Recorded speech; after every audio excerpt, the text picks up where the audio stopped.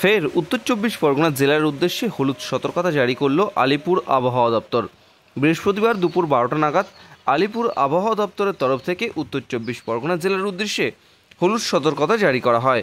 মূলত আগামী বেশ কয়েকটা দিন সমগ্র জেলা জুড়ে 30 থেকে 40 কিলোমিটার বেগে ঝড়ো হাওয়া ও হালকা বৃষ্টিপাতের পূর্বাভাস দিয়েছে আলিপুর আবহাওয়া দপ্তর।